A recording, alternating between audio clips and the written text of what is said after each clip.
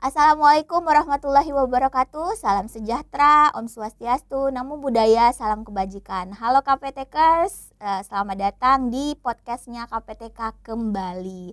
Nah, kali ini kita tentunya masih mengulik tentang pelatihan-pelatihan yang akan KPTK laksanakan di tahun 2023.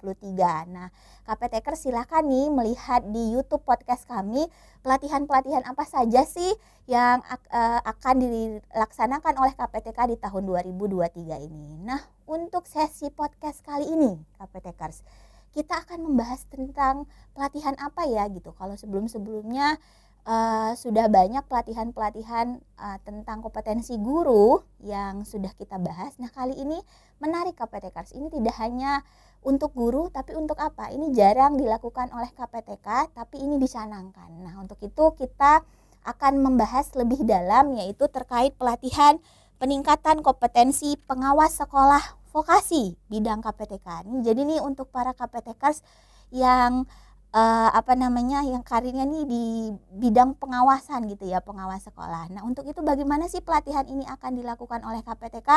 Kita akan ngobrol bersama-sama melalui podcast ini tentunya dengan siapa? Dengan person in charge-nya, dengan ahlinya, yaitu Bapak Muhammad Hasri. Beliau adalah salah satu widya iswara di KPTK dan juga person in charge-nya untuk pelatihan ini. Mari bersama-sama kita sapa beliau. Assalamualaikum Pak Hasri. Waalaikumsalam.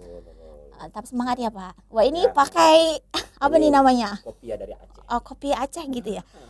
Karena Bapak baru dari Aceh nih, beliau nih baru dari Aceh nih. Oh gitu Pak, dan pakai batik. Wah, ini kelihatan menarik nih, udah siap nih di kali ini. Baik, silakan Pak, mau memperkenalkan diri dulu. Oke, baik Bapak Ibu, para KPTkers yang saya muliakan. Assalamualaikum warahmatullahi wabarakatuh.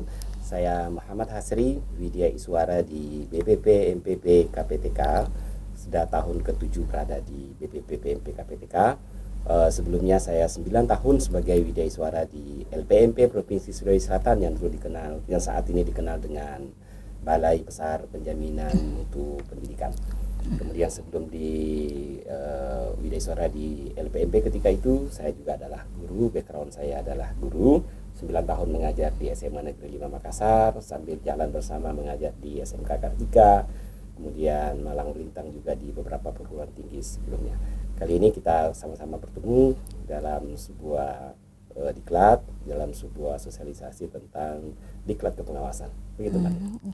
Nah, itu KPTkers. Beliau nih kalau KPTkers tadi dari penjelasan beliau nih merupakan salah satu suhu saya di dunia pendidikan nih, karena udah malang melintang ya. Beliau udah pernah di sekolah, juga udah pernah di balai diklat. Jadi tentang dunia kependidikan tuh beliau itu udah cukup banyak gitu ya Pak Hasri ya. Oke Pak Hasri, kita akan membahas tentang pelatihan peningkatan kompetensi pengawas sekolah vokasi. Ini menarik Pak Hasri. Setahu saya selama saya di KPTK gitu ya, ini belum ada pelatihan khusus nih buat pengawas sekolah gitu ya. Biasanya kita hanya insertkan di suatu program atau pelatihan tertentu. Nah, ini Pak Hasri bisa jelaskan bagaimana pelatihan ini, kenapa ini dibuat tersendiri, apa tujuannya? Silakan Pak. Oke, terima kasih Pak.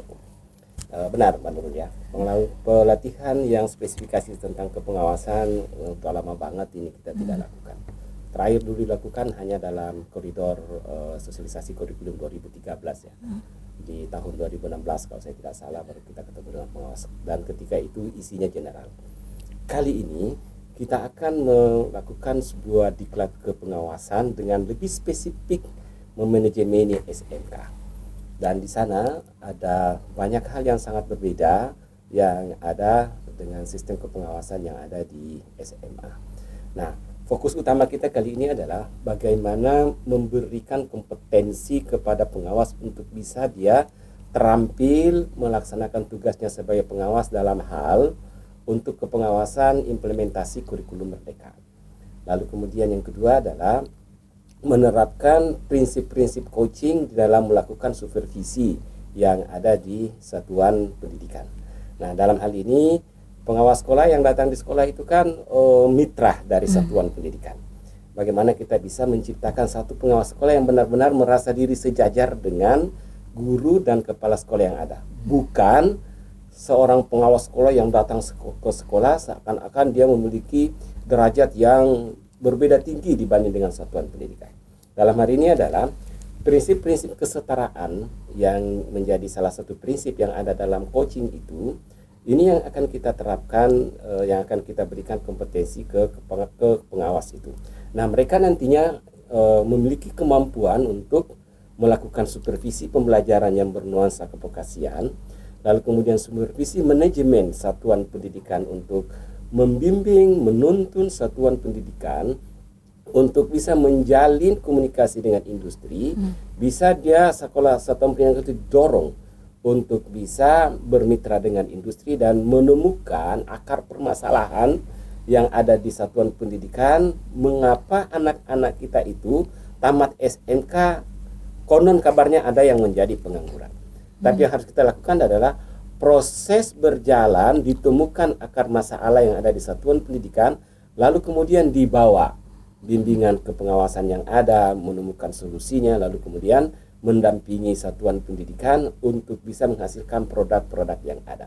Nah, dalam hal ini Mbak Nurul, kepala sekolah kita sudah perkaya dengan coaching, maka bukan hanya itu, pengawas sekolah juga akan kita perkaya dengan coaching, sehingga pemberdayaan itu menjadi hal yang paling utama.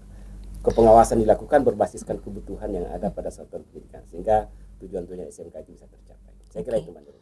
Oke, baik. Menarik nih KPTekers. Jadi nih buat KPTekers yang seorang pengawas gitu ya.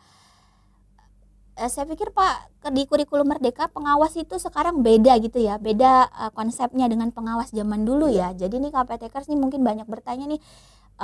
Dan juga pada pelatihan-pelatihan saya sering juga mendapat pertanyaan bagaimana sih pengawas di kurikulum Merdeka gitu. Nah, untuk para KPTekers khususnya pengawas yang ingin meningkatkan tuh keterampilannya terkait bagaimana sih dalam mengawasi sekolah dengan kurikulum Merdeka gitu ya, untuk memahami kurikulum Merdeka dan juga bagaimana menerapkan tadi seperti Pak Hasri bilang kan mitra ya Pak ya, bukan jadi pengawas yang menjudge ya Pak ya, tapi mitra dengan seluruh tim di sekolah gitu ya, untuk meningkatkan kualitas sekolah. Nah itu dia KPTekers, di pelatihan ini dibuatlah khusus untuk pelatihan kompetensi pengawas sekolah vokasi bidang KPTK. Nah Pak Hasri, tentunya ini pasti syaratnya kan harus seorang pengawas ya, tapi ada syarat lain nggak Pak Hasri untuk yang mengikuti pelatihan ini? Ini syarat-syaratnya tidak mutlak ya, kita prioritaskan, jadi dia menjadi bukan syarat ya. Diprioritaskan pesertanya adalah yang kepala sekolahnya kita latih, kan sebelum itu kita melatih kepala sekolah. Lalu kita sudah melatih kepala sekolah, kemudian siapa pengawas dari kepala sekolah itu yang kemudian diberikan peluang utama untuk bisa menjadi peserta. Nanti setelah seluruh pengawas dari kepala sekolah yang kita latih itu masih ada kuota yang terpenuhi, baru kita berikan kepada pengawas yang lainnya. Jadi syarat utamanya dia pengawas, ter-SK-kan sebagai pengawas. Lalu kemudian yang kedua adalah prioritas kepada pengawas yang kepala sekolahnya sudah dilatih. Kan Mbak Nurul agak unik, kepala sekolahnya sudah dilatih, tapi pengawasnya tidak. Iya, benar. Harus ada paralel ya. Nah itu dia. Jadi itu dia bukan syarat sih, tapi itu prioritasnya gitunya Pak Hasri ya. Oke, baik. Model pelatihannya nanti seperti apa Pak? Ya sama. Kita menggunakan blended. Jadi diawali dulu dengan pertemuan secara online. Dalam pertemuan secara online ini sebanyak 26 JP. Di situ output dari pertemuan online ini adalah, pertama ini adalah pemahaman konsep. Sehingga ketika kita bertemu secara luring sebanyak 73 JP, tinggal diskusi konsep dan merumuskan formulasi perencanaan, merumuskan rencana tindak lanjutnya. Nah setelah rencana tindak lanjut tersebut mereka sudah susun, lalu kemudian program-program pengawasan sudah dilakukan, dikonektivitaskan dengan program yang ada di kepala sekolah tadi. Nah kemudian sesudah itu mereka akan turun untuk melakukan kegiatan praktik pengawasan. Berarti ada prakteknya juga ya Pak ya? Praktik pengawasan. Setelah mereka melakukan kegiatan praktik pengawasan, kan kepala sekolahnya sudah paham tuh, tadi sebelumnya juga kita sudah latih. Lalu kemudian mereka menghasilkan sebuah laporan, dan dari laporan itu menjadi sebuah model bentuk kepengawasan yang spesifik kevokasian di SMK. Nah, model ini yang kemudian kita diskusikan dan diharapkan alumnus dari pengawas ini memberikan betul-betul model yang sangat baik tentang bagaimana mengawas SMK. Dan nanti kalau memungkinkan dia bisa menjadi narasumber dan kegiatan-kegiatan di kepala sekolah atau guru yang ada setelah mereka mengetahui. Oke. Saya kira itu, Mbak Nurul. Berapa lama itu Pak pelatihan ini akan dilaksanakan durasinya? 123 JP. Itu kurang lebih 5 hari. 123 JP itu 73 JP luring, ya. Kemudian 26 JP daring, kemudian ya, tatap muka langsung 21 JP ketika mereka hadir untuk menyampaikan laporan mereka. Oke. Nah, menarik tuh KPTKers itu tadi tentang model pelatihannya. Terus selain tadi tentang akan mendapatkan kompetensi dan keterampilan Pak, apalagi yang akan didapatkan oleh pengawas nih? Ya, tentunya. Secara administrasi mereka akan mendapatkan sertifikat yang akan dihargai. Wujudnya adalah sertifikat secara nasional. Jadi itu yang didapat. Tapi sesungguhnya bukan sertifikat yang menjadi tujuan kita, Pak Ibu. Tujuan utama kita itu adalah kompetensi dan menemukan model yang ada untuk melakukan pengawasan sehingga kita amanah untuk menjalankan pekerjaan tersebut. Setidaknya ada perubahan paradigma ya Pak, pengawas di kurikulum Merdeka itu bagaimana? Oke, baik. Akan dilaksanakan di mana Pak pelatihan ini? Pelatihan ini akan dilaksanakan di BPPN. Oke, nah ini jadi KPTKers para pengawas nih yang tertarik nih untuk mengikuti pelatihan ini atau masih bertanya di mana sih KPTK ini sebenarnya gitu ya. Silahkan nanti mengikuti pelatihan ini. Bagaimana caranya? Tentunya nanti kami akan tim kami itu sudah tentunya melalui podcast juga itu akan membuat bagaimana proses pendaftaran dari setiap pelatihan gitu ya. Oke Pak Hasri, terakhir Pak Hasri, untuk menarik para KPTKers untuk mengikuti pelatihan khususnya pengawas, ada yang mau disampaikan Pak? Oke, Bapak Ibu pengawas itu kan rata-rata sudah berada di usia 50-an tahun, akhir pengabdian.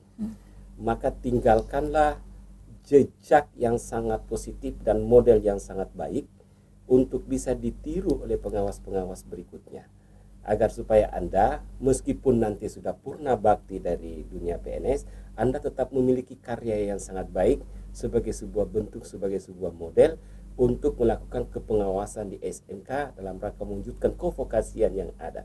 Maka ikutlah kegiatan diklat ini, insya Allah akan bersahaja dan sangat menyenangkan. Luar biasa, mantap, mendalam itu kata-katanya ya KPTKers. Jadi wah sangat mendalam sekali nih gitu ya. Oke baik, KPTKers, bagi KPTKers yang masih mempunyai ingin masih bertanya seputar pelatihan gitu ya, khususnya pelatihan ini ataupun pelatihan yang lainnya, jangan lupa untuk bisa bertanya di kolom podcast YouTube kami gitu ya, di YouTube podcastnya KPTK silakan, atau melalui Instagram kami di bppmpvkptk.kemdikbud. Dan jangan lupa untuk di komen, like, dan subscribe YouTube-nya podcast KPTK. Oke baik, terima kasih Pak Hasri atas waktunya, sehat dan sukses selalu. Saya Nurul Hayati dan Pak Muhammad Hasri, kita signing out. Assalamualaikum warahmatullahi wabarakatuh.